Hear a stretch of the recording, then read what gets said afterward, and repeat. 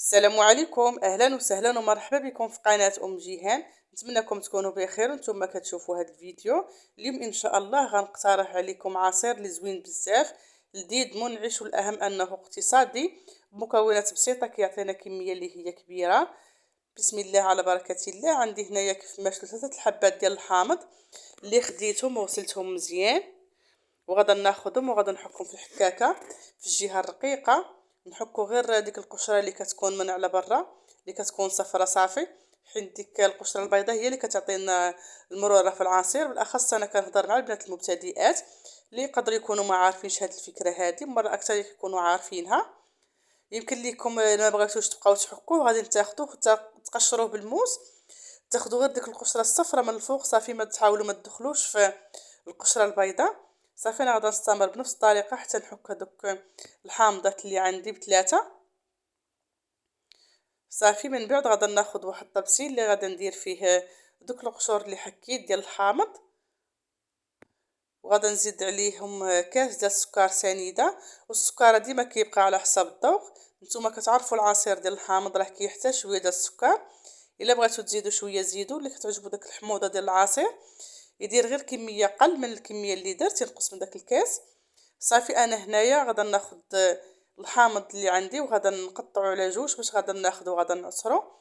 اللي بغات تاخذ وتقشر داك القشره تحيدها، وتقطع داك الحامض طريفات وتحيد منه العظيمات اللي كيكونوا فيه. يمكن ليها انا كتعجبني هاد الطريقه هذه، كتجيني حسن واقتصاديه اكثر. كناخذ وكنعصر داك الحامض مزيان حتى ما كتبقاش فيه حتى شي حاجه. صافي وكنحتفظ بديك القشره حتى من بعد كنغسل بها الدجاج او الحوت، كتجيني حسن. الاقتصاد وما ادراك ما الاقتصاد.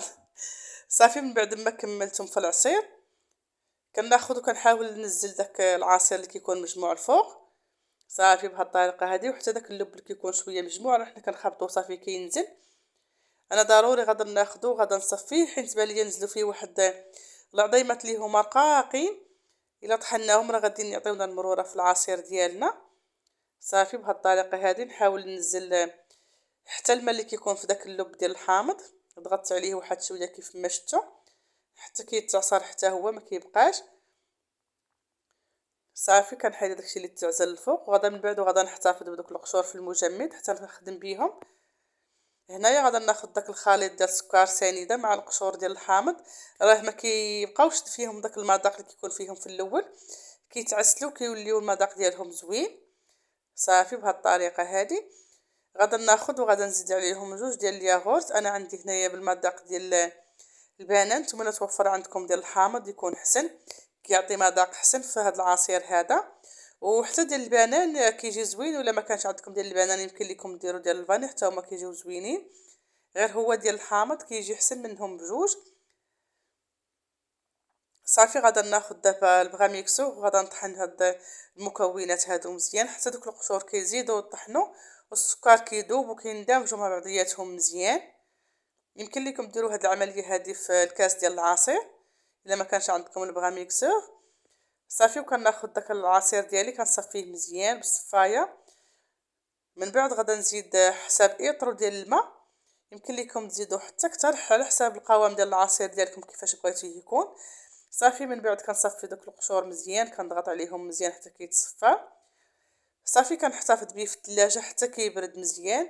هو قد ما بقى في الثلاجه اولا غير برا الثلاجه دابا حيت الحال شويه بارد، قد ما كيطلق المذاق حسن. صافي نتوما شفتوا معايا القوام ديالو كيفاش كيجي، راه كيجي القوام ديالو اللي زوين، والمذاق ما نعاودش لكم كيجي لذيذ وزوين بزاف ومنعش. بغيتكم في الصراحه تجربوه، خصوصا انه دابا رمضان على الابواب، وحتى الصيف كنبغيو بحال هذا العصير هذا اللي شي حاجه بسيطه واقتصاديه. نتمنى الاقتراح ديال اليوم ينال الاعجاب ديالكم، وتوصلوا الفيديو لاكبر عدد من اللايكات من باب التشجيع. شكرا لكم، والى اللقاء ان شاء الله فيديو جديد.